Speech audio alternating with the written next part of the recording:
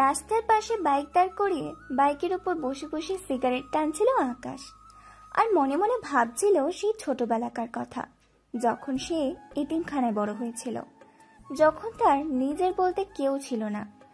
তখন হঠাৎ সে দেখলো কিছু মানুষ দৌড়ে পালাচ্ছে। তখন সে বিষয়টা বোঝার চেষ্টা করলো। সেজন্য রাস্তার পাশের একজন মানুষকে দাঁড় করিয়ে জিজ্ঞাসা করলো, কি ব্যাপার, কি হয়েছে, এভাবে দৌড়াচ্ছেন কেন? ভাইয়া আর বলবেন না আপনি, ওই যে আমাদের এলাকার রাহুল মাস্তান আছে না, তার দল আমাদের এলাকায় চলে এসেছে, তারা আমাদের এলাকায় লুটপাট করছে। তখন আকাশ বলতে লাগলো, এসব তুমি কি বলছো? এসব আবার হতে পারে নাকি? যাই হোক, তুমি চলো আমার সঙ্গে, আমি দেখছি বিষয়টা। আমি থাকতে আমার এলাকায় এইসব কিছু করবে, সেটা তো আমি এলাকার নাগরিক হয়ে মেনে নিতে পারি না। তখন আকাশকে নীল বাধা দিয়ে বলতে লাগলো, ভাইয়া প্লিজ, আপনি ভদ্র ফ্যামিলির সন্তান, আর আপনার বাবা মা আপনাকে খুব ভালোবাসেন, আপনি ওদের সামনে যাবেন না। আপনি যদি ওখানে যান তাহলে ওরা আপনার ক্ষতি করে দিতে পারে। কিন্তু আমি যদি ওদের সামনে না যাই তাহলে ওরা এলাকার সবার ক্ষতি করবে। তাই আমি তোমাকে বলছি, তুমি প্লিজ আমাকে বাধা দিও না, আমাকে আমার কাজটা করতে দাও। কিন্তু নীল আকাশের কোনো কথাই শুনছিল না। সে যেন একদম হাতে পায়ে ধরে আকাশকে মানা করছিল ওই ঝামেলার মধ্যে যাওয়ার জন্য। কিন্তু আকাশ এক কথার মানুষ। সে যখন কোনো একটা কথা মুখ থেকে বের করে যে করবে বলে, তখন সে সেটা করেই ছাড়ে, কোনো কথাই তার মানে না। তাই সেই নীলকে বলল, তোমার যদি এত ভয় করে তাহলে তুমি এখান থেকে চলে যাও, আমার পিছনে তোমাকে আসতে হবে না, আমি দেখছি কি করা যায়। কথাটা বলতে বলতে আকাশ সেখানে আর এক মুহূর্ত না দাঁড়িয়ে বাজারের ভিতরে চলে আসলো। বাজারে এসে দেখে রাহুল মস্তানের লোকজন দোকান ভাঙচুর করছে, টাকা পয়সা নিয়ে যাচ্ছে। তখন আকাশ বাজারের মধ্যেখানে দাঁড়িয়ে জোর গলায় বলতে লাগলো, কিরে, তোদেরকে এত বড় সাহস কে দিয়েছে? তোরা আমার এলাকায় এসে ভাঙচুর করছিস? তোরা কি আমার পারমিশন নিয়ে এসব কিছু করেছিস? আর তোর এত বড় সাহস কি করে হলো আমার এলাকায় এসে ভাঙচুর করার? এই, ওখানে কোনো কুত্তার বাচ্চা কথা বলে রে? আমি আমার এলাকায় কাজ করব, যা ইচ্ছা তাই করব, সেখানে আমি কারো বাপের পারমিশন নিয়ে কাজ করি না। রাহুল মাস্তানের কাছ থেকে এমন কথা শুনে আকাশের মেজাজটা অনেকটা খারাপ হয়ে গেল। তখন সে মেজাজ গরম করেই বলতে লাগলো, ওই কুত্তার বাচ্চা, মুখ সামলিয়ে কথা বল। আমি মানুষের পেট থেকে জন্ম নিয়েছি বলেই আমার শরীরে মানুষের রক্ত বইছে, তাই আমি কারো ক্ষতি করার চেষ্টা করি না। কিন্তু তোর শরীরে সত্যি কুত্তার রক্ত বইছে, সেজন্য তুই এমন আচরণ করছিস। তখন এই কথা শুনে রাহুল মাস্টারের মেজাজ অনেক খারাপ হয়ে গেল। সে আকাশকে বলতে লাগলো, এই শোন, আমার এলাকায় আমি যা ইচ্ছা তাই করব, তাতে আমি কারো পারমিশন নেই না, আর পারমিশন নিয়েও করব না। তুই মানে এখান থেকে কেটে পড়, তা না হলে কিন্তু তোর সঙ্গে খারাপ কিছু হয়ে যাবে, এটা আমি বলে দিলাম। ও তাই নাকি? আচ্ছা ঠিক আছে, তাহলে আমিও দেখতে চাই তুই কি করতে পারিস। কথাটা বলতে বলতে আকাশ রাহুল মাস্তানের সামনে গিয়ে দাঁড়ালো আর চিৎকার করে বলতে লাগলো এইসব লুটরাজ বন্ধ করবার জন্য। কিন্তু রাহুল মাস্তান এবং তার লোকজন সেসব কথা শুনছিল না। আর তখনই আকাশ তার কোমর থেকে পিস্তলটা বের করে আকাশের দিকে দুটো বুলেট ছুঁড়ে মারল, আর তৎক্ষণাৎ সব বন্ধ হয়ে গেল। তারপর সেই পিস্তলটা রাহুল মাস্তানের কপালে ঠেকিয়ে বলতে লাগলো, এসব কিছু বন্ধ কর, তা না হলে কিন্তু আমি এক্ষুনি তোকে শুট করে দেব। কিন্তু রাহুল মাস্তান এবং তার লোকজন সেসব কথা যেন শুনতেই চাইছিল না। তারা তাদের মতোই কাজ চালিয়ে যাওয়ার জন্য প্রস্তুতি নিচ্ছিল। এমন সময় আকাশ চিৎকার দিয়ে বলে উঠল, এই কুত্তার বাচ্চারা, তার মানে তোরা আমার কথা শুনবি না, তাই না? আচ্ছা ঠিক আছে, তোরা না শুন, তাহলে তোদের যেভাবে শোনাতে হয় আমি সেভাবেই শোনাবো। কথাটা বলে আর এক মুহূর্ত দেরি না করে আকাশ সঙ্গে সঙ্গে তার পিস্তল থেকে আরো দুটো গুলি রাহুল মাস্তানের দুজন কর্মীর উপর চালিয়ে দিল। তখন রাহুল মাস্তান রেগে গিয়ে বলতে লাগলো, এ শালা কুত্তার বাচ্চা, তুই আমার মানুষজনের উপর এভাবে হামলা করলি কেন? এত বড় সাহস তোকে কে দিয়েছে? তুই আমার দুটো ছেলেকে মেরে ফেললি, তুই এত বড় সাহস কোথায় পেয়েছিস? তখন আকাশ বলতে লাগলো, এত বড় সাহস কোথাও পেতে হয় না, আমি সাহস নিয়ে জন্ম নিয়েছি। আর যদি সাহস না থাকতো তাহলে হয়তো আজ তোর সামনে দাঁড়াতে পারতাম না। যাই হোক, আমি তোকে শেষবারের মতো বলছি, এখান থেকে চলে যা, তা না হলে কিন্তু তোর অবস্থা খারাপ হয়ে যাবে, এটা আমি তোকে বলে দিলাম। তখন রাহুল নেতা রেগে গিয়ে বলতে লাগলো, শোন, আমি কারো বাপের টাকা নিয়ে খাই না, তাই আমি কাউকে ভয় পাই না। তোর যা ইচ্ছা তুই তাই করতে পারিস, আমিও দেখতে চাই তোর কত বড় বুকের পাঠা। কথাটা বলতে না বলতেই আকাশের মেজাজ অনেক বেশি খারাপ হয়ে গেল। তখন সে আবারও তার পিস্তল বের করে রাহুল মাস্তানের মাথা বরাবর রেখে বলতে লাগলো, তুই এখান থেকে যাবি নাকি আমি তোকে শ্যুট করে দেব? আমার মেজাজ কিন্তু একদম খারাপ হয়ে যাচ্ছে, তাই তোকে শেষবারের মতো বলছি, এখান থেকে চলে যা। কিন্তু রাহুল মাস্তান খুব খারাপ মেজাজের লোক, তাই সে আকাশের কোনো কথাই শুনল না এবং সেখানে তাই দাঁড়িয়ে রইল। আর ঠিক তখনই আকাশের মাথা মেজাজ একদম খারাপ হয়ে গেল, কিন্তু তারপরও সে রাহুল মাস্তানকে বারবার বলছিল এখান থেকে চলে যাওয়ার জন্য, কিন্তু রাহুল তার কোনো কথাই শুনল না। তাই সে অবশেষে একটা গুলি রাহুল মাস্তানের মাথার ভিতর ঢুকিয়ে দিল আর রাহুল মাস্তান সঙ্গে সঙ্গেই মাটিতে লুটিয়ে পড়ল আর তার শেষ নিঃশ্বাস হওয়ার আগে বলতে লাগলো, কুত্তার বাচ্চা, তুই আমার সঙ্গে যেটা করেছিস সেটা কিন্তু খুব খারাপ করেছিস। তোকে কিন্তু এর প্রতিদান পেতেই হবে, সেটা আজ হোক বা কাল। আর আমি তোকে বলে দিলাম, আমি মরে গেছি, তাতে কি হয়েছে? আমার বংশধররা তো বেঁচে আছে, তারা কিন্তু তোকে শান্তিতে থাকতে দেবে না। তারা আজ না হোক কাল তাদের বাবার হত্যার প্রতিশোধ নেবেই। হ্যাঁ রে বাবা ঠিক আছে, হ্যাঁ রে বাবা ঠিক আছে, তুই তোর বংশধরদের বলে যা আমার উপর প্রতিশোধ নেওয়ার জন্য। তাছাড়া তোর সাথে তো আমার জন্মান্তরের শত্রুতা রয়েছে, সেটা তো তাই খুব ভালো করে জানিস। কথাটা বলতে বলতে আকাশ সেখান থেকে চলে গেল এবং সেখান থেকে বাসায় চলে আসে। বাসায় আসতেই তার মা তাকে বলতে থাকে, কি ব্যাপার আকাশ, তুমি এতক্ষণ কোথায় ছিলে? তোমার বোন সে কখন থেকে তোমার জন্য অপেক্ষা করছে। কেন মা, নিশির আবার কি হয়েছে? সে আমার জন্য অপেক্ষা করছে কেন? তখন আকাশের মা বলতে লাগলো, তোমার বোনকে সেটা তুমি গিয়ে জিজ্ঞেস করে নাও, কেন তোমার জন্য অপেক্ষা করছে। তোমার বোনের সম্পর্কে আমি তো এত ভালো খোঁজখবর রাখতে পারি না, সেটা তুমি রাখতে পারো। তাই আমার মনে হয় এই বিষয়ে আমাকে কোনো কিছু জিজ্ঞাসা না করে তুমি নিজেকে খোঁজ খবর নাও, সেটাই ভালো হবে। তখন সেখানে আর এক মুহূর্ত দেরি না করে বোনের রুমে চলে গেল আকাশ। বোনের রুমে প্রবেশ করে আকাশ দেখতে পেল তার বোন খাটের উপর মনমরা হয়ে বসে আছে। তখন সে তার বোনকে বলতে লাগলো, কি ব্যাপার মাই ডিয়ার এঞ্জেল, আপনি এভাবে মনমরা হয়ে বসে আছেন কেন? কি হয়েছে আপনার?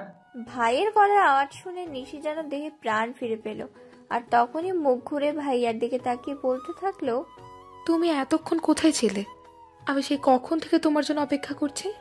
তখন বোনের করা প্রশ্নের জবাবে আকাশ বলতে লাগলো, কেন বোন, কি হয়েছে?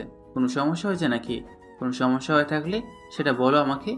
ভাইয়া, তুমি তো খুব ভালো করেই জানো যে আমাদের এলাকার রাহুল মাস্তানের ছোট বোন নীলা আমাদের ইউনিভার্সিটিতে পড়াশোনা করে।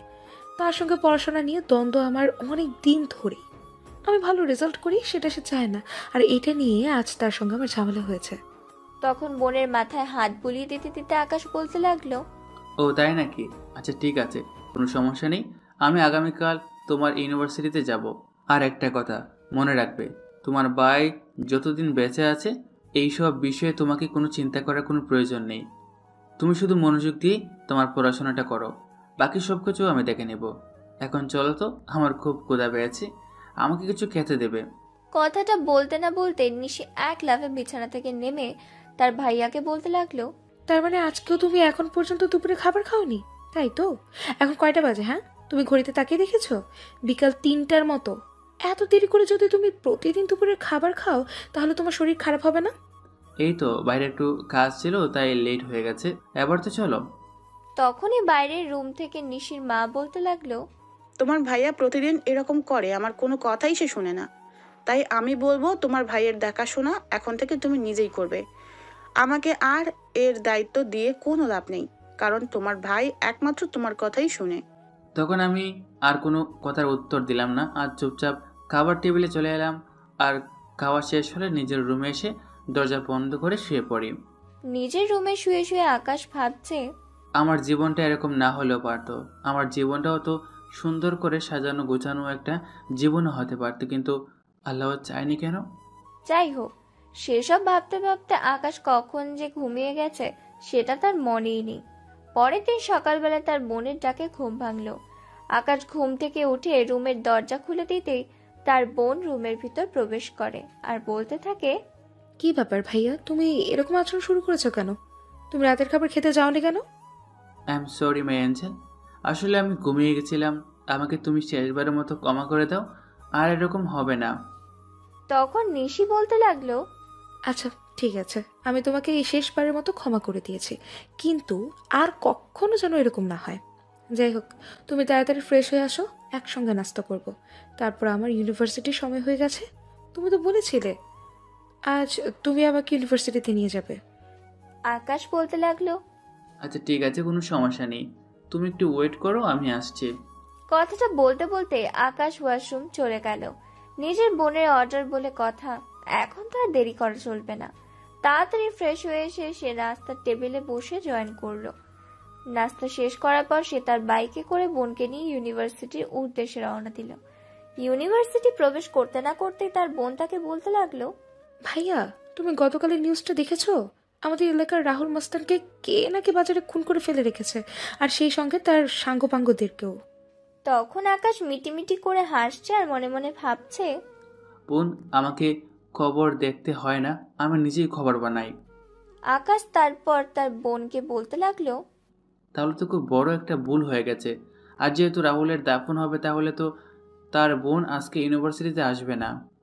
তখন নিশি বলতে লাগলো, হ্যাঁ ভাইয়া, একদমই তাই। আসলে আমার তো সেটা মনে ছিল না। নিশির মুখ থেকে এই কথাটা শুনে আমি একটু পিছনে ফিরে তাকাচ্ছিলাম, অমনি দেখলাম একটা গাড়ি ইউনিভার্সিটির ভিতরে প্রবেশ করছে। আমার ভাই মারা গেছে বলে কি আমি ইউনিভার্সিটিতে আসবো না? এটা তোমাদের ভুল ধারণা ছিল। কথাটা শুনতে শুনতে নিশি পেছন দিকে ফিরে তাকায়। ফিরে তাকে দেখতে পায় নীলা আজ ইউনিভার্সিটিতে এসেছে। সেটা দেখে সে অনেকটা ঘাবড়ে যায়। নিজের ভাই মারা গেছে, তারপরও মানুষটা ইউনিভার্সিটি চলে এসেছে। ঠিক তখনই নীলা নিশিকে বলতে লাগে, কি রে ফকিন্নির বাচ্চা, তুই কি ভেবেছিলি আজ আমার ভাই মারা গেছে তাই বলে আমি ইউনিভার্সিটিতে আসবো না? তখন নিশি কিছু একটা বলতে চাইছিল, কিন্তু আকাশ তাকে থামিয়ে দিলে নীলার দিকে তাকিয়ে বলতে লাগলো, এই যে ম্যাডাম শুনুন, আপনি ইউনিভার্সিটিতে আসবেন কি আসবেন না সেটা এখন থেকে আপনার ব্যক্তিগত ব্যাপার, সেখানে আমরা নাক গলাতে চাই না। তখন নীলা রেগে গিয়ে বলতে লাগলো, তাহলে তোর বোন কেন আমার দিকে এভাবে তাকিয়েছিল? তোর বোন কি ভেবেছিল আমার ভাইকে খুন করেছে সেই শোকে আমি পাগল হয়ে যাব? কখনোই না। একটা কথা মাথা রাখিস, আমার ভাইকে যে মেরেছে তার প্রতিশোধ আমি নেবই, সেটা আজ হোক বা কাল। নীলার এমন কথা শুনে আকাশ বলতে লাগলো, ম্যাডাম, সে আপনি করতেই পারেন, আপনার ভাইয়ের খুনের প্রতিশোধ আপনি নিতেই পারেন, কিন্তু একটা কথা বলি, আমার বোনের সঙ্গে পাঙ্গা নিতে আসবেন না, সেটা কিন্তু আপনার জন্য ভালো হবে না, বলে দিলাম। কথাটা শুনতে শুনতে নীলার মেজাজ 180 ডিগ্রি পরিমাণ গরম হয়ে গেল। তখন নীলা বলতে লাগলো, আই শুয়োরের বাচ্চা, কে তুই? তুই আমাকে ইনস্ট্রাকশন দিতে আসছিস কেন? নীলার এরকম অসভ্যের মতো আচরণ দেখে আকাশ বলতে লাগলো, এই যে ম্যাডাম, আপনার ব্যবহার দেখলে আপনার বংশের পরিচয় বোঝাই যায়। যাই হোক, আমি আপনার সঙ্গে পরে কথা বলছি। কথাটা বলতে বলতে আকাশ ইউনিভার্সিটির প্রাঙ্গণ ত্যাগ করলো। আর সঙ্গে সঙ্গে নীলার একজন বান্ধবীকে সে নীলাকে বলতে লাগলো, কি ব্যাপার দোস্ত, কি হয়েছে? এই ছেলেটা কে? আর ছেলেটার সঙ্গে কি নিয়ে কথা বলছিল? এই ছেলেটাকে তো কখনো ইউনিভার্সিটিতে দেখিনি। তখন নীলা বলতে লাগলো, সেই সব কিছু নিয়ে তোকে মাথা ঘামাতে হবে না, এখন ক্লাসে চল। কথাটা বলতে বলতে নীলা তার বান্ধবীকে নিয়ে ক্লাসরুমে চলে আসে। আর কিছুক্ষণ পর নিশিও ক্লাসরুমে প্রবেশ করে। নিশিকে ক্লাসরুমে প্রবেশ করতে দেখে নীলা তার সামনে দাঁড়ায় এবং নিশিকে বলতে থাকে, আই বান্দির বাচ্চা, নিজে আমার সঙ্গে পারিস না বলে ভাইকে নিয়ে এসেছিস নাকি? নীলা, ভদ্রভাবে কথা বল, এটি ইউনিভার্সিটি। তখন নীলা আরো রেগে গিয়ে বলতে লাগলো, এটা ইউনিভার্সিটি নাকি অন্য কিছু সেটা আমি খুব ভালো করে জানি। এই সব কিছু আমাকে তোর কাছ থেকে শিখতে হবে? তবে একটা কথা তোকে বলে দিচ্ছি, আমাদের বংশের পরিচয় সম্পর্কে কিন্তু আশা করি তোর ভালোই ধারণা আছে, তাই এসব লুতুর পুতুর টাইপের ছেলেদের নিয়ে ভয় দেখিয়ে কোনো লাভ হবে না। তখন নিশিরও মেজাজ অনেকটা খারাপ হয়ে গেল। তখন নিশি নীলাকে বলতে লাগলো, নীলা, তুমি যাই করো না কেন আমার ভাইয়ার সম্পর্কে এসব কথা বলবে না, বলে দিলাম। কথাটা বলে নিশি সেখানে আর এক মুহূর্ত দেরি না করে জায়গাটা পরিত্যাগ করলো। এদিকে দেখতে দেখতে ইউনিভার্সিটির টাইম শেষ হয়ে গেল আর আকাশ রাস্তায় দাঁড়িয়ে অপেক্ষা করছে নীলার জন্য। আর সে নীলাকে বুঝিয়ে দেবে সে কেমন ছেলে। তাকে বেশিক্ষণ অপেক্ষা করতে হলো না। কিছুক্ষণের মধ্যেই নীলা গাড়ি নিয়ে সেখানে উপস্থিত হলো। রাস্তার মাঝখানে এভাবে বাইক দাঁড় করিয়ে নীলা পিছন গিয়ে বসে আচ্ছা দেখে নীলার মেজাজ অনেক খারাপ হয়ে গেল। যদিও পেছন থেকে তার চেহারা দেখা যাচ্ছিল না, কিন্তু তারপরও নীলা গাড়িতে বসে বসেই বলতে লাগলো, ওই শালা অসভ্যের বাচ্চা, এখানে এভাবে বসে আছিস কেন? কিন্তু নীলার এমন দ্বারা কথায় আকাশের কোনো পরিবর্তন হলো বলে মনে হলো না। তার মতো করেই বসে আছে, সে অপেক্ষা করছে কখন নীলা গাড়ি থেকে নামবে আর তার সামনে এসে দাঁড়াবে, আর সেই মুহূর্তটা যেন বেশিক্ষণ তাকে অপেক্ষা করতে না হয়। এই জন্য নীলা খুবই উগ্র মেজাজের মেয়ে মানুষ। আকাশের কাছ থেকে কোনো উত্তর না পাওয়ায় নীলার মেজাজ বেশি খারাপ হয়ে যায়। তাই সে আর এক মুহূর্ত দেরি না করে গাড়ি থেকে নেমে সোজা আকাশের সামনে গিয়ে দাঁড়ায়। ওই বান্দির বাচ্চা, আমি কখন থেকে হর্ন বাজাচ্ছি, কিন্তু এখান থেকে তুই তো নড়ছিসই না কেন? আমার মনে হয় এটা কারো বাপের রাস্তা নয় যে হর্ন বাজালেই আমাকে সরে যেতে হবে। তখন নীলা অনেকটা রেগে গিয়ে বলতে লাগলো, এটা আমার বাপের রাস্তা, মনে করতে পারিস। তখন আকাশ তাকিয়ে বলতে লাগলো, ম্যাডাম, এটা যদি আপনার বাপের রাস্তা হতো তাহলে সেটা আপনার বাড়িতে থাকতো। আই মিন আপনাদের সম্পদগুলো যেখান থেকে সেখানেই থাকতো। আর হ্যাঁ শুনুন, আপনাকে যে কথাটা বলার জন্য আমি এখানে এসেছি, আপনি দয়া করে আমার বোনের সঙ্গে কোনো ঝামেলা করবেন না। আর যদি আপনি ইচ্ছা করে আমার বোনের সঙ্গে ঝামেলা করেন তাহলে তার পরিণাম কিন্তু খুব খারাপ হতে পারে, এটা আমি বলে দিলাম। কথাটা বলতে বলতে আকাশ স্থানটা সঙ্গে সঙ্গে ত্যাগ করে আর নীলাকে কোনো কথা বলার সুযোগ নাই দিল না। এইদিকে বাসায় আস্তে আস্তে তার ভাইয়ের দাফন কাফন সম্পন্ন হয়ে গেছে। তখন সে তার বাবাকে তার রুমে ডাকলো এবং তার বাবাকে বলতে লাগলো, বাবা, আমার ভাইয়ের খুনের কোনো খোঁজ পাওয়া গেল? না, তবে সে যেই হোক আর যেখানেই থাকুক তাকে খুঁজে বের করবেই আমার গুপ্তচরের দল। হ্যাঁ, আপনারা একদম ঠিক কথাই শুনেছেন। নীলাদের বিশাল একটা গ্যাং আছে, বলা যায় সন্ত্রাস পরিবার। নীলার পরিবারকে এলাকার সবাই ভয় পায়, কিন্তু আকাশ তাদেরকে ভয় পায় না। তার পিছনে অবশ্যই অনেক কারণ আছে, আর যে কারণগুলোর জন্যই আকাশের জীবনটা এমন বিষাদ নয়। যাই হোক, কথা না বাড়িয়ে গল্পে ফিরে আসি। বাবা, আমি আমাদের টিমের সঙ্গে কথা বলতে চাই। তখন নীলার বাবা বলল, ঠিক আছে, কোনো সমস্যা নেই, তোমার যখন ইচ্ছে তখন গিয়ে কথা বলে এসো। আমি এক্ষুনি কথা বলতে চাই। কথাটা বলতে বলতে সে রুম থেকে বের হয়ে চলে গেল তাদের গোপন আস্তানায়, আর সঙ্গে সঙ্গে ডেকে নিল তাদের টিমের সর্দারকে। কি ব্যাপার, আমার ভাইয়ের খুনির কোনো খোঁজ পাওয়া গেল? না ম্যাডাম, এখনো পর্যন্ত কোনো খোঁজ পাওয়া যায়নি, তবে আমরা সবাই এর জন্য কাজ করছি, যেভাবে হোক খুনিকে খুঁজে বের করব। তখন নীলা অনেকটা রেগে গিয়ে বলতে লাগলো, ওই কুত্তার বাচ্চারা, তোরা কিভাবে খুঁজেছিস? হ্যাঁ, এখন আমার ভাইয়ের খুনির খোঁজ পেলি না? তোদেরকে আমার বাবা শুধু শুধু বসিয়ে নিজের পয়সা নষ্ট করছে, তোরা কোনো কাজের লোকই না। তখন তাদের টিমের সর্দার আবারও বলতে লাগলো, ম্যাডাম প্লিজ, আপনি এভাবে কথা বলবেন না। আমরা আমাদের সর্বোচ্চ দিয়ে চেষ্টা করছি খুনিকে খুঁজে পাওয়ার জন্য, কিন্তু যদি খুঁজে না পাই তাহলে আমরা কি করতে পারি? আমরা তো আমাদের চেষ্টায় কোনো ঘাটতি রাখছি না, তাই আপনি আমাদের সঙ্গে এভাবে কথা বলতে পারেন না। আমরা আমাদের সর্বোচ্চটা দিয়ে চেষ্টা করছি খুঁজে বের করবার। তখন নীলা নিজেকে বুঝিয়ে শান্ত করে বলতে লাগলো, আচ্ছা ঠিক আছে, তুমি কত সময় লাগবে আমার ভাইয়ের খুনিকে খুঁজে বের করতে? ম্যাডাম, সেটা তো আমরা সঠিক করে বলতে পারছি না, কারণ আমরা তো জানিই না যে ভাই সাহেবকে কে খুন করেছে। তখন নীলা বলতে লাগলো, আচ্ছা ঠিক আছে, কোনো সমস্যা নেই, তবে বেশি সময় নেওয়া যাবে না। বেশি সময় নিলে কিন্তু খুনি অন্তরালে চলে যাবে। যেভাবেই হোক আমাদের খুনিকে খুঁজে বের করতেই হবে। কথাটা বলতে বলতে নীলা সেখান থেকে চলে আসছিল। এমন সময় তার ফোনের রিংটনটা বেজে উঠল। মোবাইলটা হাতে নিয়ে দেখে তার আরেক ভাই ফোন করেছে। কি ব্যাপার নীলা, এত নির্মম একটা দুর্ঘটনা কিভাবে ঘটলো? তোরা আমাকে কেউ কিছু জানালেন না কেন? তার মানে তুমি সব কিছু জেনে গেছো, তাই তো? তখন নীলার ভাই বলতে লাগলো, আমি সবকিছু জেনে গেছি, কিন্তু তোরা আমার কাছে এসব লুকিয়ে রেখেছিস কেন? তোরা জানিস না আমার ভাই আমার কাছে দুনিয়া, আমি আমার ভাইকে ছাড়া এই দুনিয়ায় কোনো কিছু বুঝি না। তারপর তোরা কেন এসব কিছু লুকিয়ে রাখছিস? তখন নীলা তার ভাইকে বলতে লাগলো, ভাইয়া, আসলে তুমি আমাদের থেকে অনেক দূরে থাকো, তাই আমরা তোমাকে কোনো কিছু জানাতে চাই না এত তাড়াতাড়ি।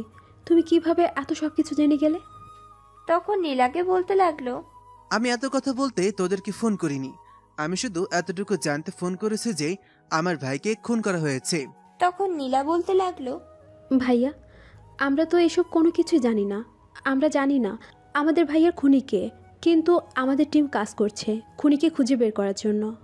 তখন নীলার উপর রেগে গিয়ে বলতে লাগলো, এসব তুই কি বলছিস? আমার ভাই মাটির নিচে আর খুনি শহরের বুকে বুক ফুলে ঘুরে বেড়াচ্ছে, এটা তো হতে পারে না। আমি জানতে চাই কে আমার ভাইয়ের খুনি। আমি আজকেই বাংলাদেশে ফিরছি। আমার ভাইয়ের খুনিকে আমি খুঁজে বের করব আর তাকে আমি নিজের হাতে হত্যা করব। প্লিজ ভাইয়া, তুমি তোমার মাথা ঠান্ডা করবে। মাথা গরম করে কোনো কিছু করা যাবে না। আমরা আছি তো, আমরা দেখছি সব। কিন্তু নীলার ভাই তার কথাতে অটুট। সে তার কথার কোনো বরখেলাপ করতে দেবে না। সে যেটা সিদ্ধান্ত নিয়েছে সেটাই করবে। তাই সে নীলাকে বলতে লাগলো, আমি তোর কাছ থেকে কোনো কথা শুনতে চাই না। আমি আজকেই বাংলাদেশে ফিরছি আর এটাই আমার শেষ কথা। কথাটা বলতে বলতে নীলার ভাই ফোন কেটে দিল। আর এদিকে আকাশ বাসায় ফিরে আসতেই তার ছোট বোন তাকে বলতে লাগলো, ভাইয়া, বিশাল একটা গন্ডগোল হয়ে গেছে। কি ব্যাপার বোন, তোর চেহারা এমন দেখাচ্ছে কেন? কি হয়েছে তুই আমাকে খুলে বল। তখন নিশি আর নিশির ভাই বলতে লাগলো, ভাইয়া, রাহুল মাস্তানের গুন্ডা পান্ডারা আমাদের বাবা মাকে তুলে নিয়ে গেছে। কথাটা শুনে আকাশের মাথায় যেন আকাশ ভেঙে পড়ল। তখন সেটা তাকে বলতে লাগলো, কখন আর কেন নিয়ে গেছে? ভাইয়া, তুমি নাকি নীলার সঙ্গে রাস্তায় ঝামেলা করেছো, সেজন্যই তারা তোমাকে শিক্ষা দেওয়ার জন্য বাবা মাকে তুলে নিয়ে গেছে। তখন আকাশ নিশিকে বলতে লাগলো, তুই কোনো চিন্তা করিস না, আমি দেখছি কি করে যায়। আর তুই বাবা মায়ের জন্য একদম মন খারাপ করবি না। আমি থাকতে আমাদের বাবা মায়ের কোনো ক্ষতি আমি হতে দিব না। আমাদের বাবা মাকে যদি ওরা পাতালপুরিতেও লুকিয়ে রাখে, তারপর আমি বাবা মাকে ছাড়িয়ে নিয়ে আসবো। কথাটা বলতে বলতে আকাশ বাসা থেকে বের হয়ে গেল আর তার মোটর সাইকেল নিয়ে একদম চলে গেল সেই আস্তানায়, যেটার খোঁজ সে আগে থেকেই জানে। কি ব্যাপার, এই শালা কে রে তুই? আমাদের এখানে এসেছিস কেন? মালটা লাগবে নাকি? আজ বিকেলে যে দুজন লোক, মানে একজন ভদ্রলোক আর একজন ভদ্র মহিলাকে তুলে নিয়ে এসেছিলিস, তারা কোথায়? সেই খবর রাখিয়া তো আর কি লাভ? তুই কেল লেগে আইসস সেই রাখ। তখন আকাশ অনেকটা রেগে গিয়ে চিৎকার দিয়ে বলতে লাগলো, আমি কি করব না করবো সেটা একান্তই আমার ব্যক্তিগত ব্যাপার। তোকে আমি যেটা জিজ্ঞাসা করছি তুই সেটার উত্তর দে। আমি তোর কাছে জানতে চেয়েছি, তোরা যে দুজন মানুষকে তুলে এনেছিস তারা কোথায়, তাদের খবর আমাকে দে। তা না হলে কিন্তু তোকে এখানেই মেরে ফেলবো বলে দিলাম। কোথা থেকে এসেছিস তুই? তোর বুকের পাঠা দেখে আমি অবাক না হয়ে পারছি না। তুই জানিস আমাদের টিমের সর্দারকে? সে যদি এখানে আসে তাহলে তোকে একদম জিন্দা মাটিতে পুঁতে ফেলে দিবে। ও আচ্ছা, তাই নাকি? তাহলে তোদের সর্দারকে ডাক, আমি তার সঙ্গে কথা বলি। তখন ওই গুন্ডাটা বলতে লাগলো, আসলেই তো সাহস আছে বলতে হয়। ঠিক আছে, কোনো সমস্যা নেই, আমি এক্ষুনি সর্দারকে ফোন দিচ্ছি। কথাটা বলতে বলতে ওই লোকটা মোবাইলটা বের করে সঙ্গে সঙ্গে সর্দারকে ফোন দিল। আর ফোনটা রিসিভ করতেই বলতে লাগলো, সর্দার, আমাগো আস্তানা একটা মাল ঢুকেছে। ওইটা আমরা জিজ্ঞেস করতেছি বিকেলবেলা যে দুইজন মানুষ রে তুলে আনছি, ওই দুজন রে কোথায় রাখছি, এখন আমি তারে কি উত্তর দিমু? ও আচ্ছা, তাই নাকি? ঠিক আছে, তুই তাহলে বল, আমি আসছি। আর ওই দুজন মানুষ আমার কাছেই আছে। তখন ওই গুন্ডাটা ওই সর্দারের বলা কথাগুলো আকাশকে বলে। এসব কথা শুনে আকাশের মেজাজ আরো খারাপ হয়ে যায়, কারণ তাকে অপেক্ষা কখনোই করতে হয়নি। আর সামান্য একটা গুন্ডা টিমের সর্দারের জন্য নাকি তাকে অপেক্ষা করতে হচ্ছে। যাই হোক, দেখা যাক শেষ পর্যন্ত কি হয়। আকাশকে বেশি সময় নেই, গুন্ডা সর্দারের জন্য অপেক্ষা করতে হয়নি। প্রায় 5 মিনিটের মধ্যেই সে সর্দার সেখানে চলে আসলো আর বলতে লাগলো, কিরে কোন কুত্তার বাচ্চা, এখানে এসেছিস? সাহস থাকলে আমার সামনে এসে দাঁড়া, আমি দেখতে চাই তোর বুকে পাটা কতটুকু। ও তাহলে তুই সেই লিলিপুট? আচ্ছা, এখন বল তুই আমার বাবা মাকে কোথায় লুকিয়ে রেখেছিস? তাদেরকে নিয়ে আয়, আমি তাদেরকে নিয়ে বাসায় যাব। তখন গুন্ডাদের সর্দার বলতে লাগলো, তাদেরকে এত সহজে যেতে দিতে পারি না, কারণ তাদেরকে তুলে এনেছি তোকে ধরবার জন্য। কথায় আছে কান টানলে নাকি মাথা আসে। তুই আমাদের ম্যাডামের সঙ্গে বেয়াদবি করেছিস, তাই তোদের একটু ব্যবস্থা তো করতেই হবে। তখনই আকাশের মেজাজ 160 ডিগ্রি গরম হয়ে যাওয়াতে এসে তার পেছনে রাখা পিস্তলটা বের করে গুন্ডা সর্দারের মাথায় ধরে বলতে লাগলো, তুই তোর সাঙ্গ পাঙ্গকে বলবি আমার বাবা মাকে ছেড়ে দিতে, তা না হলে কিন্তু এক্ষুনি আমি তোর মাথায় গুলি করে দিব, কথাটা বলে দিলাম। আরে আরে, আপনি এটা কি করছেন? আপনি আমার মাথায় পিস্তল ধরেছেন কেন? আমি তো মরে যাব পিস্তল থেকে একটা গুলি বের হলে। আপনি প্লিজ এটা মাথা থেকে নামিয়ে নিন। কথাগুলো গুন্ডাদের সর্দার আকাশকে বলছিল, কিন্তু আকাশের সেদিকে কোনো ভ্রুক্ষেপই নেই। তার একটাই উদ্দেশ্য, তার বাবা মাকে যেভাবেই হোক বাঁচাতেই হবে, আর তার জন্য তাকে যাই করতে হোক তাতেই সে রাজি। তাই আকাশ এই গুন্ডা সর্দারকে বলতে লাগলো, দেখ তুই এমনি তো মরবি আর অমনি তো মরবি, কারণ আমার সঙ্গে ঝামেলা করে আজ পর্যন্ত কেউ বেঁচে ফিরতে পারেনি, আর তুই কিনা আমার বাবা মাকে তুলে আনার সাহস দেখিয়েছিস। তুই তো বাঁচবি না। এখন তোর ওই সাঙ্গ পাঙ্গদেরকে বল আমার বাবা মাকে বাসায় পৌঁছে দিয়ে আসতে। তখন ওই গুন্ডার সর্দার ভয়ে কাঁচুমুচু হয়ে বলতে লাগলো, আমি আপনার দুটি পায়ে পড়ছি, আপনি আমাকে দয়া করে মেরে ফেলবেন না। আমার ঘরে বউ বাচ্চা আছে, আমি মরে গেলে তাদের কি হবে? এই গুন্ডাদের সর্দারের কথা শুনে আকাশও বলতে লাগলো, এত যখন নিজের প্রাণের মায়া করিস, তাহলে আমি যে কথাগুলো জিজ্ঞেস করছি তার উত্তর দিচ্ছিস না কেন? আমি যে তোকে এত করে জিজ্ঞেস করছি ওই দুইজন মানুষকে কোথায় লুকিয়ে রেখেছিস বল। তখন ওই সর্দার বলতে লাগলো, আসলে স্যার আমি জানি না। জনি আমাদের বস, মানে আমাদের ম্যাডামের ছোট ভাই, আজকে বাংলাদেশে এসেছে, আর ওনার কথা মতেই আমরা এসব কাজ করছি। তুই মিথ্যে কথা বলছিস। আমি তোকে আর 2 সেকেন্ড সময় দিচ্ছি। এর মধ্যে যদি তুই সত্য কথা না বলিস তাহলে আমি এক্ষুনি তোকে শ্যুট করব। আচ্ছা সব ঠিক আছে, আমি আপনাকে সত্য কথা বলছি।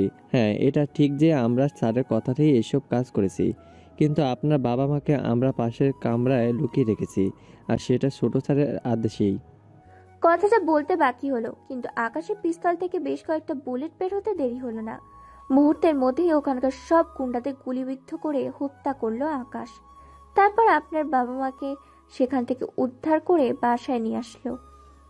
আর বাসায় আসতেই তার ছোট বোন তাকে জড়িয়ে ধরে কান্না জড়িত কণ্ঠে বলতে লাগলো, ভাইয়া, তুমি বাবা মাকে শেষ পর্যন্ত নিয়ে আসতে পেরেছো, তার জন্য অসংখ্য ধন্যবাদ তোমাকে। আমি তো ভেবেছিলাম ওরা আমাদের বাবা মাকে মেরেই ফেলবে। শুন, তোর ভাই যতদিন বেঁচে আছে ততদিন তুই কোনো চিন্তা করিস না, আমি সবটা সামলে নেব। কথাটা বলতেই তার ছোট বোন নিশি তার চোখ মুছতে মুছতে নিজের রুমে চলে যাচ্ছিল। এমন সময় আকাশ পিছন থেকে বলতে লাগলো, ওই কেঁদে কেঁদে কোথায় যাচ্ছিস? খুব ক্ষুধা পেয়েছে, খাবার নিয়ে আয়। সারাদিন আমার খাওয়া দাওয়া হয়নি। বাসায় এসেছিলাম খাবার খাওয়ার জন্য, কিন্তু তখন এসেই এরকম একটা খবর শুনলাম, তখন তো আর খাবার খেতে চায় না। আর এখন যেহেতু বাবা মাকে নিয়ে চলে এসেছি, এখন তো খাবার খেতেই হবে। তখন নিশি বলতে লাগলো, আচ্ছা ভাইয়া, ঠিক আছে, কোনো সমস্যা নেই, তুমি বসো, আমি খাবার নিয়ে আসছি। নীলা তখন তাদের গোপন আস্তানায় এসেছিল। সেখানে এসে দেখে তাদের বেশ কয়েকজন লোক গুলিবিদ্ধ অবস্থায় পড়ে মরে আছে। তখন সে সঙ্গে সঙ্গে তার ছোট ভাইয়াকে ফোন দিল। ভাইয়া, সর্বনাশ হয়ে গেছে, আমাদের আস্তানায় কেউ ঢুকে পড়েছিল, আর আমাদের বেশ কয়েকজন লোককে গুলিবদ্ধ করে হত্যা করেছে। কি বলছিস কি তুই? এত কিছুই বুঝতে পারছি না, আমি আসছি, তুই 2 মিনিট ওয়েট কর। কথাটা বলতে বলতে ফোনটা কেটে দিয়ে নীলার ছোট ভাইয়া সেখানে চলে আসলো। আর এরকম অবস্থা দেখে তার মাথা একদম খারাপ হয়ে গেল। তখন ছেলেকে বলতে লাগলো, চল তো দেখি যে 2জন লোককে তুলে নিয়ে এসেছিলাম তারা কোথায়। তখন নীলার তার ভাইয়া ও কামরায় গিয়ে দেখলো তাদের দুজনের কেউ নেই। তখন নীলার ভাইয়া ওই মাস্তানের সিকিউরিটি গার্ডকে ডাকলো। কি ব্যাপার সাহেব, কি হয়েছে? এখানে কি হয়েছিল? সাহেব, আমার বাসা থেকে একটু ফোন আসছিল, আমার বাচ্চা খুবই অসুস্থ। আমি তখন আমার ওয়াইফের সঙ্গে কথা বলছিলাম, আর তখনই আমি বেশ কয়েকটা বুলেটের শব্দ শুনতে পাই, কিন্তু পরক্ষণে এখানে এসে দেখি এদের লাশ পড়ে আছে। তারপর সিকিউরিটি গার্ড কান্না জড়িত কণ্ঠে বলতে লাগলো, স্যার, তখন আমি অনেকটা ভয় পেয়ে গিয়েছিলাম। আমি ভেবেছিলাম হয়তো কেউ গুপ্তচর হয়ে এখানে এসেছে, সে হয়তো আমাকেও দেখলে মেরে ফেলতে পারে, তাই আমি লুকিয়েছিলাম। কি হচ্ছে ভাবতে পারছি না, কি এসব, কে করছে, আর ওই 2জন লোক কোথায় গেল? তখন আবারও নীলার ভাইয়া সিকিউরিটি গার্ডকে বলতে লাগলো, আচ্ছা ঠিক আছে, ওইসব কিছু না হয় বুঝলাম, কিন্তু পাশের কামরায় যে 2জন লোককে লুকিয়ে রাখা হয়েছিল তারা কোথায়? তাদেরকে নিয়ে গেছে কে বলতে পারবে? সেই সব কিছু বলতে পারবো না, কারণ আমি দেখেছি একজন লোককে তাদের 2জনকে নিয়ে যেতে, কিন্তু তার চেহারা আমি দেখিনি, তার চেহারা আবৃত ছিল। কি হচ্ছে আমি কিছুই বুঝতে পারছি না। যাই হোক, নীলা, বাসায় চল। অতঃপর নীলা তার ভাইয়াকে নিয়ে বাসায় চলে আসে। আর বাসায় বসে বসে ভাবতে থাকে এসব কিছু কে করছে আড়াল থেকে, আর নিশির বাবা মাকেই বা কেন এখানে নিয়ে এলো। অনেক চিন্তা ভাবনার পরেও এসে এসব কিছুর কোনো ফল কেনারা খুঁজে পেল না। অবশেষে সে নিজেকে একটু রিফ্রেশ করার জন্য ঘুমিয়ে নিল। বেশ কয়েকটা দিন নীরবভাবেই কেটে গেল। নীলা আর তার ভাই 2জন মিলে আমাকে পাগলের মতো খুঁজছে, কিন্তু খুঁজে পাবে কোথায়? আমার তো ভিতরে একটা রূপ, বাইরে অন্য একটা রূপ, তাই আমার দুটো রূপকে এক করে খুঁজে পাওয়া এতটাও সহজ নয়। এই কথাগুলো বসে বসে ভাবছিল আকাশ। এমন সময় হঠাৎ সেখানে তার মায়ের আবির্ভাব হলো। কি ব্যাপার আকাশ, কি হয়েছে? তুমি এখানে বসে বসে কি সব চিন্তা করছো? কই মা, কিছু না তো। আর আমি বোনের কাছে শুনেছিলাম বাবার নাকি শরীরটা খারাপ করছে, কিন্তু আমার ভালো লাগছিল না, তাই বাবাকে গিয়ে জিজ্ঞেস করা হয়নি বাবার শরীর কেমন এখন। তখন আকাশের মা বলতে লাগলো, তোমার বাবার প্রেশার একটু বেড়ে গেছিল, কিন্তু আমি এখন ওষুধ দিয়েছি, এখন ঠিক আছে। তুমি ডিনার টেবিলে চলো, আমরা সবাই একসঙ্গে ডিনার করব। আচ্ছা মা, ঠিক আছে, কোনো সমস্যা নেই। তুমি খাবার রেডি করো, আমি আসছি। আর বোনকে বলে দিও আমার জন্য দুটো ডিমের অমলেট করতে। আমি আজ অন্য কিছু খাবো না। সেটা বললে হবে না, আমি আজ নিজের হাতে গরুর মাংসের ভুনা আর সাদা পোলাও করেছি, সবাই একসঙ্গে খাবো বলে। এখন তুমি যদি এই কথা বলো, তাহলে তো আর সেটা আমরা মেনে নিতে পারবো না। আমরা সবাই একসঙ্গে রাতের খাবারটা খাবো, তুমি এক্ষুনি জয়েন করবে। আচ্ছা ঠিক আছে, তোমার হুকুম কি আমি অমান্য করতে পারি? তাড়াতাড়ি যাও, খাবার রেডি করো।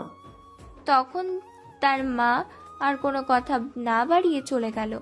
আর ডাইনিং টেবিলে সেখানে কিছু সবার জন্য খাবার রেডি করলেন।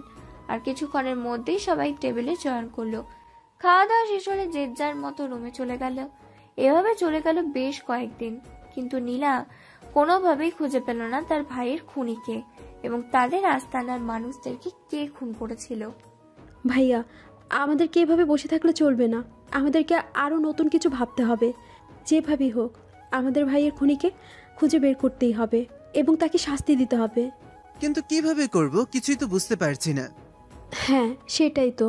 অনেক চেষ্টা করছি, কিন্তু কোনোভাবেই তো অন্তরালে থাকা সেই মানুষটাকে খুঁজে বের করতে পারছি না। সে অন্তরালে থেকে কিভাবে আমাদের এত বড় বড় ক্ষতি হয়ে যাচ্ছে সেটাই বুঝতে পারছি না। আচ্ছা ঠিক আছে, কোনো সমস্যা নেই, আমি দেখছি বিষয়টা কি করা যায়। কথাটা বলতে বলতেই সে নিজের রুমে চলে যায় এবং সেখানে বসে ভাবতে থাকে। হঠাৎই তার মাথায় আসে, আমার ভাইকে যে খুন করেছে সে আমার ভাইকে অপরাধ করতে দেখেছিল এবং সেখানেই তাকে খুন করেছে। আমি যদি সেটাই করি তাহলে হয়তো খুব সহজে তাকে ধরতে পারবো। তখনই সে নীলাকে তার রুমে ডাকে এবং নীলাকে বলতে থাকে, নীলা, আমি উপায় পেয়ে গেছি। আমাকে শুধুমাত্র এখন সেই মোতাবেক কাজ করতে হবে। কাজ করলেই আমরা আমাদের ভাইয়ের খুনিকে ধরতে পারবো। তখন নীলা বলতে লাগলো, কি উপায় পেয়েছে ভাইয়া? আমাকে তাড়াতাড়ি বলো। আমার তো আর তর্স হয়েছে না, কারণ এতদিন হয়ে গেছে কেউ একজন আমার ভাইকে অন্তরাল থেকে খুন করে লুকিয়ে পৃথিবীর বুকে হেসে খেলে বেড়াচ্ছে, কিন্তু আমরা আমাদের ভাইকে হারানোর যন্ত্রণা বুকে নিয়ে বেঁচে আছি। এটা তো আর হতে পারে না। যেভাবেই হোক আমাদের ভাইয়ের খুনিকে খুঁজে বের করতেই হবে। তাকে আমরা আমাদের নিজের হাতে হত্যা করব, তাহলে আমাদের অন্তরের আত্মা শান্তি পাবে। হ্যাঁ, তুই একদম ঠিক কথাই বলেছিস। তাহলে শোন, আমি কি উপায় বের করেছি। হ্যাঁ ভাইয়া, তাড়াতাড়ি বলো, কি উপায় বের করেছো?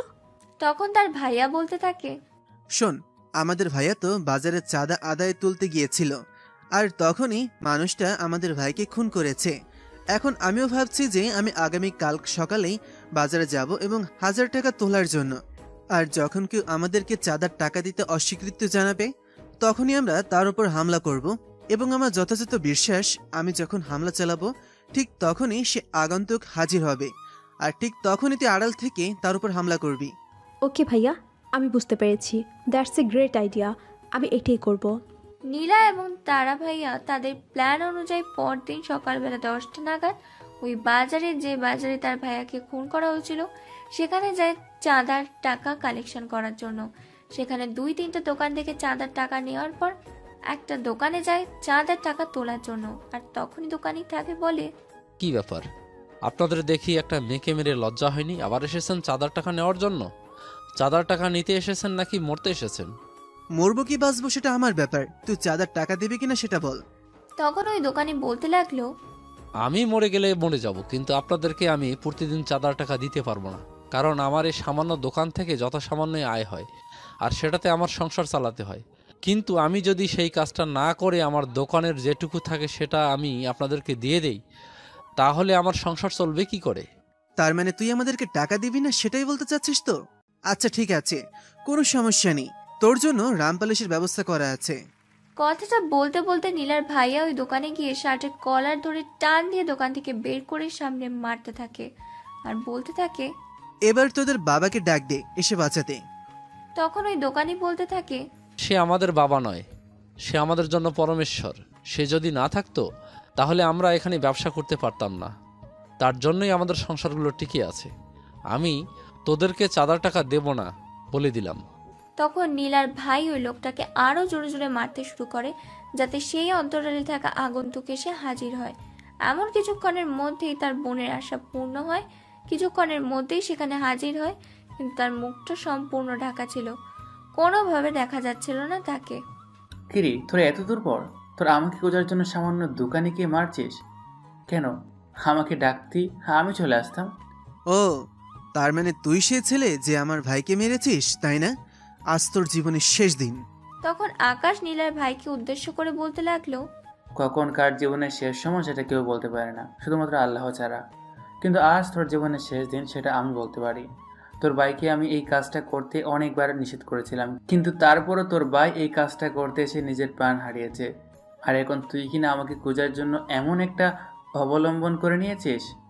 তাহলে শুন, এটাই তোর জীবনের শেষ মুহূর্ত। কথাটা বলতে না বলতেই আকাশ নীলার ভাইয়ের দিকে পিস্তল তাক করেছিল, কিন্তু এমন সময় হঠাৎ একটা বুলেট এসে তার বুক বরাবর বিঁধে গেল। কিরে, এবার তোর ফুটানি শেষ হলো? এবার তো আমাদের হাতে তুই ধরা পড়ে গেছিস। এখন তোকে বুলেটের আঘাতে ঝাঁঝরা করে দেব।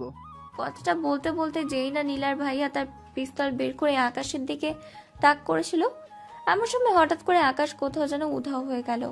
এমন অবস্থা দেখে নীলা আর তার ভাইটা দুজনেই অবাক হয়ে গেল। এইমাত্র গুলিবিদ্ধ মানুষটা হঠাৎ করে কোথায় উধাও হয়ে গেল? নীলা আর তার ভাইয়া চারিদিক খুঁজতে থাকলো, কিন্তু কোথাও তার অস্তিত্বের চিহ্নটুকু দেখতে পেল না। তখন নীলা তার ভাইয়াকে বলতে লাগলো, উফ শিট ভাইয়া, এটা হয়ে গেল কিছুতেই বুঝতে পারছি না। আমি তো গুলিটা ঠিক তার বুকের মাঝ বরাবর দিয়েছি, কিন্তু তারপরও সে এখান থেকে কিভাবে উধাও হয়ে গেল? কিভাবে আমাদের চোখে ফাঁকি দিয়ে চলে গেল? আমিও তো সেটাই বুঝতে পারছি না। যাই হোক, এখন মাথা ঠান্ডা কর, বাসায় চল, গিয়ে নতুন কিছুর প্ল্যান করি। অতঃপর নীলা আর তার ভাইয়া বাসায় চলে আসে। অন্যদিকে আকাশ কোনো রকমের নিজেকে সেখান থেকে বাঁচিয়ে নিয়ে হসপিটালে চলে যায়, আর হসপিটালে তাকে দীর্ঘ 1 মাস চিকিৎসা নিতে হয়। সেই 1 মাসে তার বাবা মা তার বোন থেকে পুরো শহরে তন্ন তন্ন করে খুঁজেছে, কিন্তু কোথাও খুঁজে পায়নি। 1 মাস পর যখন আকাশ মোটামুটি সুস্থ হয়, তখন তার বোনকে ফোন দেয়। হ্যালো, আসসালামু আলাইকুম, কে বলছেন? নিশি, আমি আকাশ, তোর ভাইয়া বলছি রে।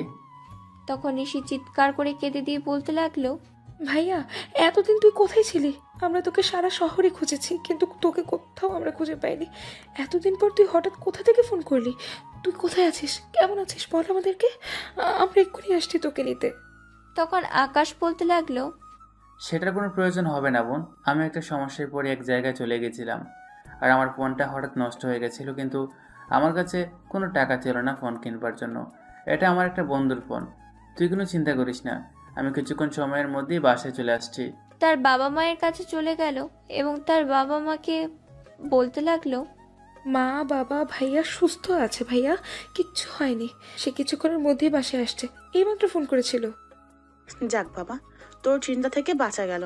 আমি তো ভেবেছিলাম ছেলেটার কি না কি হয়ে গেল। তখন কাজের মানুষকে বলতে লাগলো, একটা কাজ করতে এসে পুরো বাড়িটা সুন্দর করে সাজা, আর আমি আকাশের পছন্দের খাবারগুলো রান্না করছি। 1 মাস পর আমার ছেলেটা আমার কাছে ফিরে আসছে, সেই আনন্দে আজ আমি আমার ছেলেকে নতুন রূপে দেখতে চাই। অন্যদিকে নীলা আর তার ভাইয়া আকাশ মানে তাদের সেই আগন্তুককে সারা শহরে খুঁজে বেড়াচ্ছে, কিন্তু কোথাও তার চিহ্নটুকুও পাচ্ছে না। কারণ আকাশ তো অন্য শহরে চলে গিয়েছিল নিজের চিকিৎসার জন্য, নিজেকে মুখোশের আড়ালে আবৃত করে রেখেছিল। এরপর চলে যায় প্রায় 1 সপ্তাহ। নীলার ভাইয়া তাদের আস্তানায় বসে মদের আড্ডা দিচ্ছিল। এমন সময় আকাশ সেখানে আবির্ভূত হয়। আকাশকে সেখানে দেখা মাত্রই নীলার ভাইয়া বলতে থাকে, কিরে, কে তুই? এখানে এসেছিস কেন? তোর জান নিতে এসেছি। কথাটা শুনে নীলার ভাইয়া হু হু করে হাসতে লাগলো আর বলতে লাগলো, তুই নিবি আমার জান, তাই নাকি? আচ্ছা ঠিক আছে, তাহলে চেষ্টা করে দেখ। কথাটা বলতে দেরি হলো, কিন্তু নীল তার পিস্তলটা বের করে দেরি হলো না, সঙ্গে সঙ্গে পিস্তলটা নীলার ভাইয়ার কপাল বরাবর করে বলল।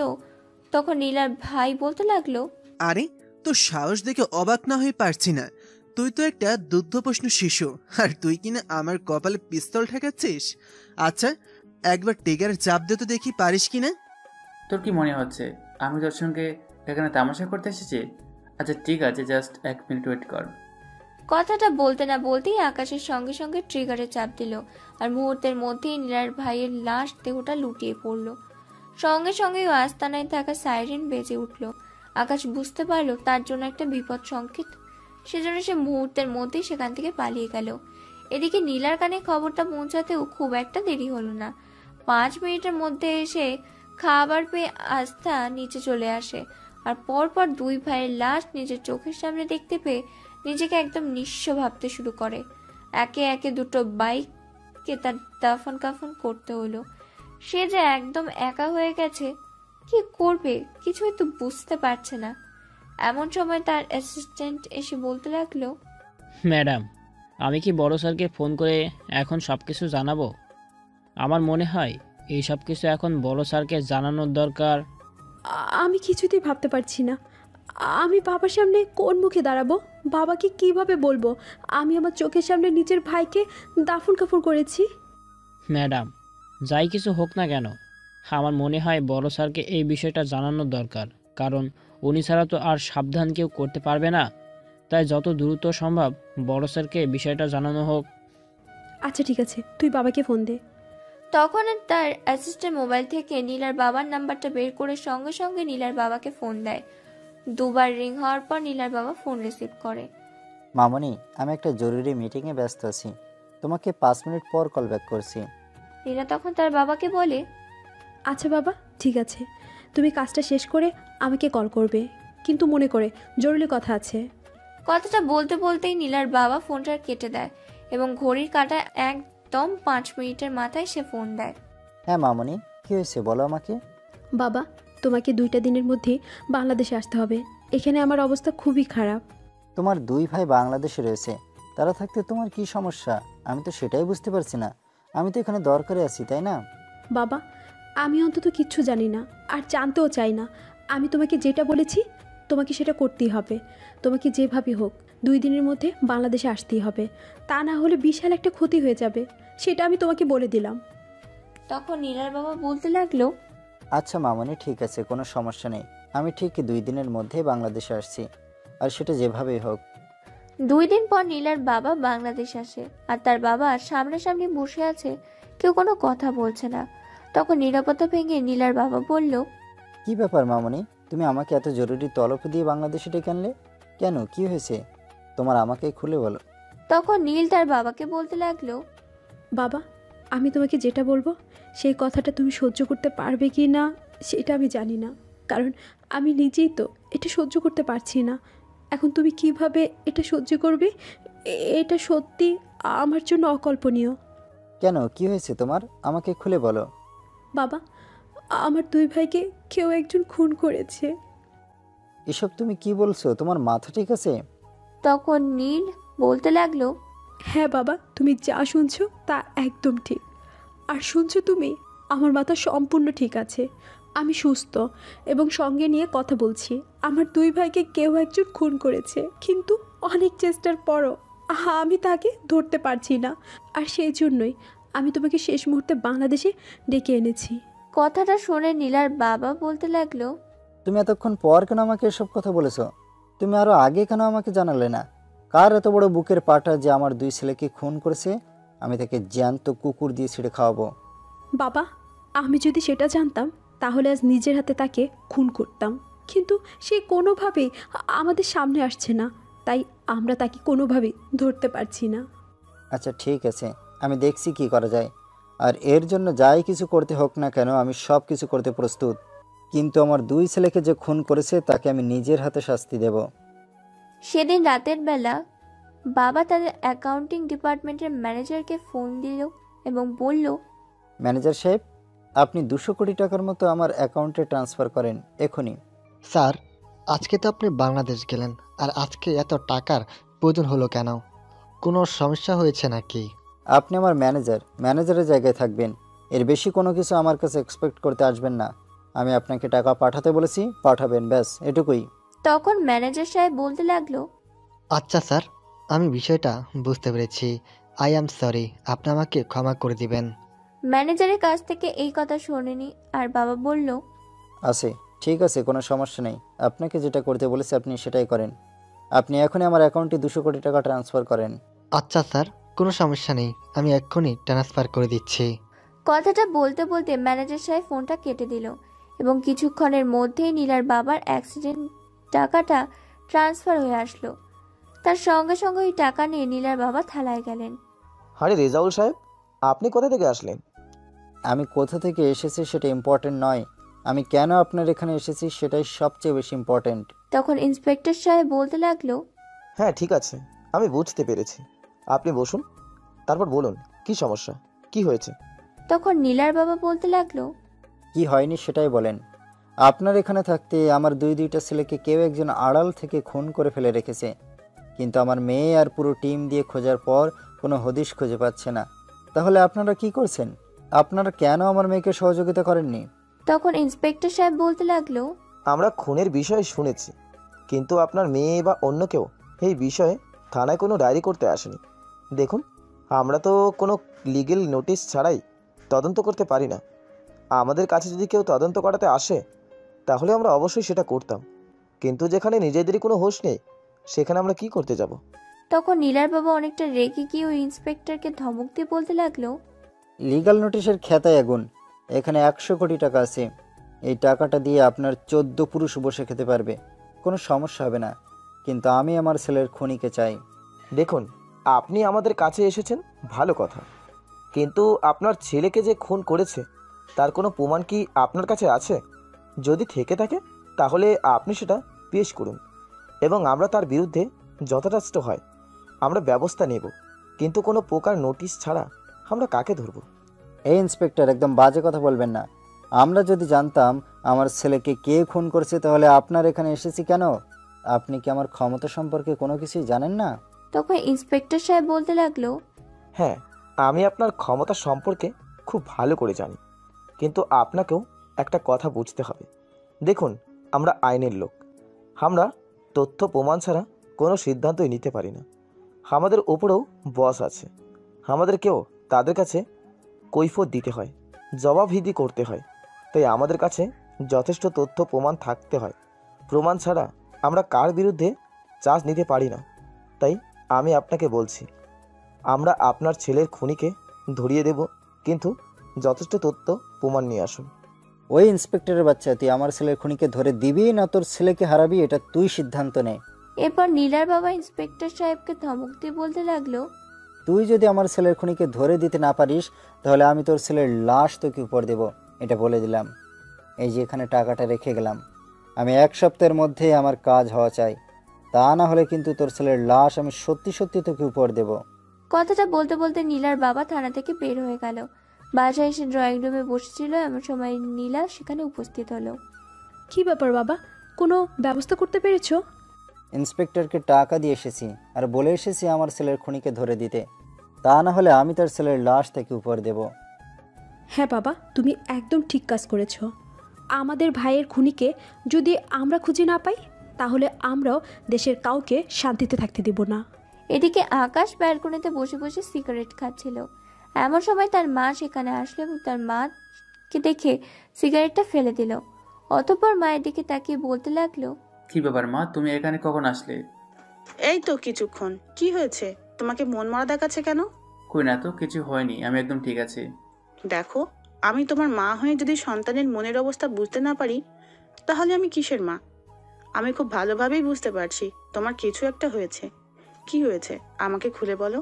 তখন আকাশ তার মাকে বলতে লাগলো, আসলে মা, আমি এটাই ভাবছিলাম আর কি। আমার জীবনটা তো এরকম না হলেও পারতো।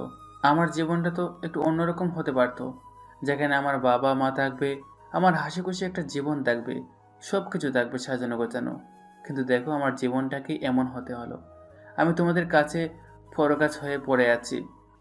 এইসব কথা শুনে আকাশের মা তাকে বলতে লাগলো, আকাশ, আমি কিন্তু একদম রেগে যাচ্ছি। তুমি কিন্তু এমন কথা আর কখনোই বলবে না। যদি আর কখনো এমন কথা বলো তাহলে কিন্তু আমি তোমাকে মেরে ফেলবো বলে দিলাম। না, আমি তোমার সাথে মজা করছি না, সত্যি কথা বলছি।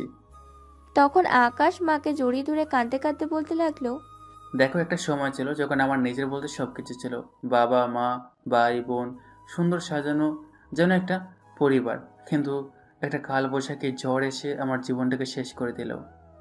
তখন আকাশের মা তাকে বলতে লাগলো, বাবা, তুমি ওই অতীতগুলোকে ভুলে যাও। অতীতের কথা মনে রাখতে হয় না। তখন আকাশ বলতে লাগলো, আমি সবকিছু ভুলে যেতে চাই, কিন্তু সবকিছু ভুলে যেতে চেয়েও ভুলে যেতে পারি না। সবকিছু বারবার আমার সামনে ফিরে এসে বারবার আমার চোখে নাড়াতে আমি কিভাবে ভুলে থাকবো বলো? তুমি নিজেই সেটা আমাকে বলো। আমি আমার বাবার আদর পাইনি, মায়ের আদর পাইনি, ভাই বোনের ভালোবাসা পাইনি, তাহলে কিভাবে আমি ঠিক থাকবো? তুমি নিজেই সেটা আমাকে বলো। তার মানে তুমি আমাকে এটা বলতে চেয়েছো যে আমি তোমাকে ভালোবাসি না? নিশি তোমাকে ভালোবাসে না? তোমার বাবা তোমাকে ভালোবাসে না? মা, তুমি আসলে যেরকমটা বলছো আমি সেরকম কোনো কিছু বলতে চাই না। আমি তোমাকে যেটা বলতে চাইছি তুমি সেটা বোঝার চেষ্টা করো। আমি কি বোঝার চেষ্টা করব? তুমি নিজেই সেটা বলো। তখন আকাশ তার মাকে বলতে লাগলো, দেখো, তুমি তো আমার সম্পর্কে খুব ভালো করেই জানো কি ঘটেছিল আমার অতীতে, কিভাবে আমার বড় চাচা আমাদের কাছ থেকে সব কিছু কেড়ে নিল। তারপরও আমার বাবা মা ভাই বোনকে বেঁচে থাকতে দিল না। আমি না হয় ভাগ্যক্রমে বেঁচে গেছিলাম সেদিন, কোনো কারণে, বন্ধুর বাড়িতে ছিলাম বলে। তা না হলে তো আমার বড় চাচা আমাকেও মেরে ফেলতো। তখন আকাশের মা বলতে লাগলো, দেখো, আমি তোমাকে আগেও বলেছি আর এখনো বলছি, তুমি ওইসব দিনগুলোর কথা কখনো মনে করবে না। আমি চাই না তুমি ওইসব দিনগুলোর কথা মনে করো। তুমি তো খুব ভালো করেই জানো নিশি হওয়ার পর আমার আর কোনো সন্তান হয়নি বলে আমি তোমাকে নিজের সন্তান বলে মেনে নিয়েছি। আমি চাই তুমি যেভাবে আছো সেভাবেই ভালো থাকো। অতীতের দিনগুলোর কথা মনে করো না। না, এটা আমি পারবো না। তুমি আর যাই কিছু করো আমাকে এই কথাটা বলো না। আমি আমার অতীত বলতে চাই না। তখন আকাশের মা রেগে গিয়ে বলতে লাগলো, তুমি কি করতে চাও তুমি নিজেই সেটা আমাকে বলো। তুমি অতীত না ভুলে কি করবে? অতীত নিয়ে কেউ বেঁচে থাকতে পারে? যেটা হবার সেটা হয়ে গেছে। এখন ভবিষ্যতে কি হবে সেটা নিয়ে চিন্তা ভাবনা করো। আমার সামনে তোমার উজ্জ্বল ভবিষ্যৎ অপেক্ষা করছে। ভবিষ্যতে তোমার কি হবে, ভবিষ্যতে তুমি কি করবে, সেসব কিছু নিয়ে চিন্তা ভাবনা করো। আমি চাই না এখন তুমি আজে বাজে চিন্তা ভাবনা করে নিজের সময় নষ্ট করো। তখন তার আকাশ তার মাকে বলতে লাগলো, না, আমি সময় নষ্ট করতে চাই না। আমি জানি আমার ভবিষ্যৎ অন্ধকার, তাই আমি অন্ধকারের মধ্যে নিজেকে শেষ করে দেব। তবে তোমাকে একটা কথা বলি, মাঝখানের সময়টাতে তোমাদের কাছে এসে আমি তোমাদেরকে অনেক বিরক্ত করেছি, অনেক সমস্যায় ফেলেছি। প্লিজ তোমরা আমাকে ক্ষমা করে দিও। এসব তুমি কি বলছো আকাশ? এমন কথা আর একবার মুখেও আনবে না। আমি কিন্তু তোমার বাবার কাছে সব বলে দিব। তখন কিন্তু তোমার বাবা তোমাকে আচ্ছা মতো বকা দিবে। মা, সেসব করে কোনো লাভ হবে না। আমি আজই তোমাদের কাছ থেকে বিদায় নিয়ে চলে যাচ্ছি। তখন আকাশের মা বলতে লাগলো, তুমি কি বলছো? তুমি কোথায় চলে যাচ্ছ? আর কেনই বা যাচ্ছ?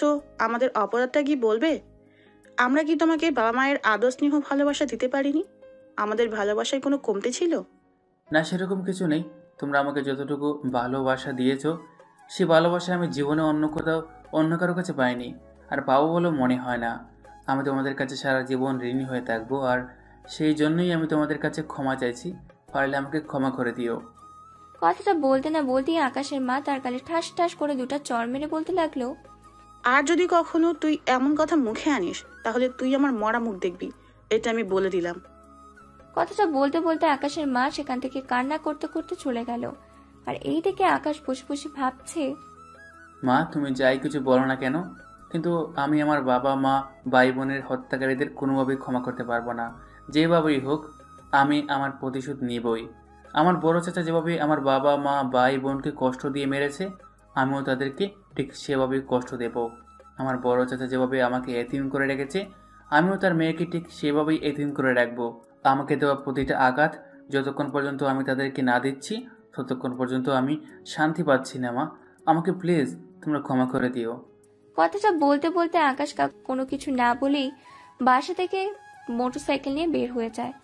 অন্যদিকে নীলা তার বাবাকে নিয়ে ড্রয়িং রুমে নেমে বসে গল্প করছিল। এমন সময় হঠাৎ তার বাবার মোবাইলে একটি উড়ো ফোন আসে। স্যার, আপনার সাথে কেউ একজন দেখা করতে চায়, আপনি প্লিজ অমুক জায়গায় চলে আসুন। একটা জায়গার নাম বললাম। ফোনটা কাটতেই নীলা তার বাবাকে জিজ্ঞাসা করে, কি ব্যাপার বাবা, কি হয়েছে? কে তোমাকে ফোন করেছিল? আর কি বললো? কোনো সমস্যা নাকি? না, সেরকম কিছু তো বুঝতে পারছি না। কেউ একজন আমাকে ফোন করেছিল, আমাকে একটা জায়গায় যেতে বলেছে, আমার সঙ্গে জরুরি মিটিং করতে চাই। আচ্ছা ঠিক আছে, চলো তাহলে, আমিও তোমার সঙ্গে যাব। তখন নীলার বাবা বলতে লাগলো, না মামনি, তোমাকে কষ্ট করে যেতে হবে না, আমি একাই চলে যেতে পারবো। আর আমাকে নিয়ে তুমি কোনো টেনশন করো না, আমি তোমার ভাইদের মতো হাদারাম নই, আমার মাথায় যথেষ্ট সেন্স আছে, তাই আমাকে নিয়ে টেনশন করার কিছুই নেই। তখন নীলা কিছু একটা বলতে চাইছিল, কিন্তু তার বাবা তাকে সেই সুযোগটা না দিয়ে সেখান থেকে বের হয়ে চলে গেল। তার বাবা একটা লেকের পাড়ে দাঁড়িয়ে আছে, 8 ঘন্টা ধরে অপেক্ষা করছে। এমন সময় মোবাইলটা হাতে নিয়ে সেই নাম্বারে ফোন করতে চাইছিল, কিন্তু কল করবার আগেই পিছন থেকে কেউ একজন বলে উঠল, ফোন করার কোনো প্রয়োজন নেই, আমি চলে এসেছি। কি আপনি? আপনাকে তো চিনতে পারলাম না। চেনার কথাও নয়, যাকে 20 বছর আগে দেখেছিলেন তাকে 20 বছর পর কিভাবে চিনবেন বলেন তো? আকাশের মুখ থেকে এমন কথা শুনিয়ে নীলার বাবা বলতে লাগলো, কে আপনি, কি বলতে চান? বলতে আসেনি, করতে এসেছি। মানে? খুন। মানে আপনি কি বলছেন? আমি তো কিছুই বুঝতে পারছি না। তখন আকাশ বলতে শুরু করলো, মনে পড়ে আপনার সেই 20 বছর আগের কথা? আপনি সম্পত্তির জন্য আমার বাবা মা ভাই বোন সহ পুরো পরিবারকে নিজের হাতে খুন করেছিলেন। সেদিন আমি ভাগ্যক্রমে আমার বন্ধুর বাড়িতে ছিলাম, যার কারণে আপনি আমাকে খুন করতে পারেননি। তখন নীলার বাবা হাসতে হাসতে বলতে লাগলো, ও তার মানে তুই সেই গিরগিটির বাচ্চা? তার মানে তুই আমার হাতে মরবার জন্য এখনো বেঁচে আছিস, তাই না? ঠিক আছে, কোনো সমস্যা নেই, কোনো চিন্তা করিস না, আমিও তৈরি হয়ে এসেছি, তোকেও আমি নিজের হাতেই মারবো। কথাটা বলতে বলতে নীলার বাবা তার রিভলভারটা বের করতে চেয়েছিল, কিন্তু আকাশ তার আগেই নীলার বাবার কপালের রিভলভার তাক করে ধরে সঙ্গে সঙ্গে শুট করে দিল। তখন নীলার বাবা মৃত্যুর করে ঢলতে ঢলতে বলতে লাগলো, তুই এইভাবে আমাকে মেরে ফেললি? হ্যাঁ, আজ আমি আমার আত্মাকে তৃপ্ত করলাম। আমি আমার বাবা মায়ের হত্যার প্রতিশোধ নিতে পেরেছি, আর তোর ছেলেকেও আমি নিজের হাতেই খুন করেছি। আর একটা কথা, আপনার মেয়েটাকে বাঁচিয়ে রেখেছি কেন জানেন? আমি চাইলেই কিন্তু তাকে অনেক আগেই খুন করে ফেলতে পারতাম, কিন্তু তাহলে আমি শাস্তিটা কাকে দিতাম? আপনি তো শাস্তিটা আমাকে দিয়েছেন, আর আমিও আপনার মতোই নিখুঁত পরিকল্পনা করে আপনাদের সবাইকে মেরে সেই শাস্তিটা আপনার একমাত্র কলেজার টুকরা মেয়েকে দেব। কথাটা বলতে বলতে আকাশ নীলার বাবার মাথায় আরো একটা বুলেট ঢুকিয়ে দিল, আর ঠিক সেই মুহূর্তে নীলা সেখানে চিৎকার দিয়ে তার বাবার লাশের উপর পড়ল। বাবা, এটা কি হলো তোমার? এমন কিছু হবে এটা তো আমি কল্পনা করতে পারিনি। আমি তো তোমার সঙ্গে আসতে চেয়েছিলাম, কিন্তু তুমি তো আমাকে নিয়ে আসোনি। আমি তোমাকে ফলো করতে করতে এই পর্যন্ত এসেছি, কিন্তু শেষ পর্যন্ত তোমাকে রক্ষা করতে পারলাম না। মৃত্যু কবজ দিয়ে আসলো, কেউ আমার হাত থেকে তোর বাবাকে রক্ষা করতে পারতো না, কারণ আমার রক্তে প্রতিশোধের নেশা। মানে তুই খুন করেছিস আমার বাবা ভাইদের? একদিন তোর বাবা আমার পরিবারকে হত্যা করে আমাকে এতিম করেছিল, আর আজ আমি তোর বাবা তোর ভাইদের হত্যা করে তোকে এতিম করে দিলাম। আজ থেকে আমি মনে এটাও বলে শান্তি পাবো যে শুধু আমি একা নই, আমার মতো আরো একজন আছে যে নিজের পরিবারকে হারিয়ে যন্ত্রণায় কাতরাচ্ছে। কথাটা বলার শেষ করার আগে আকাশ নিজের গালে ঠাস করে একটা চড় অনুভব করলো। সে তাকিয়ে দেখলো তার মা তার সামনে দাঁড়িয়ে আছে। তখন তার মা তাকে বলতে লাগলো, আমি তোকে কতবার মানা করেছিলাম এমন কিছু একটা করতে? তুই এই মেয়েটাকে নিঃস্ব করে দিয়েছিস।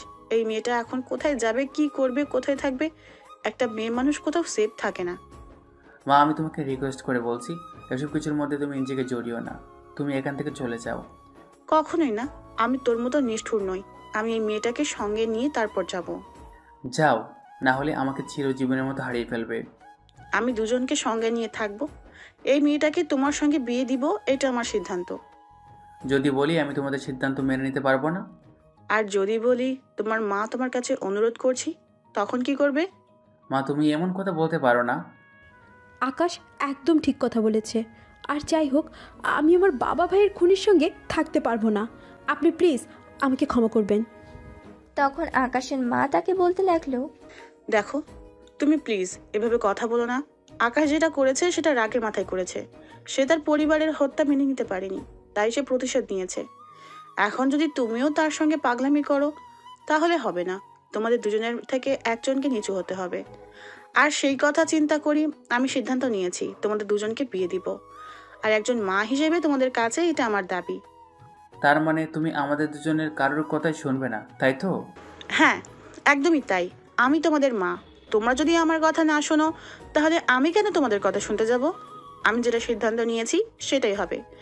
তোমরা দুজন একে অপরকে বিয়ে করবে এবং সুখে শান্তিতে সংসার করবে। অতঃপর যা হয় আর কি। নীলা আর আকাশ দুজনে মায়ের সিদ্ধান্ত মেনে নিল এবং বিয়েতে সম্মতি জানালো। সুপ্রিয় ভিউয়ার্স, গল্পটা এ পর্যন্তই ছিল। কেমন হয়েছে কমেন্টে জানিয়ে দেবেন।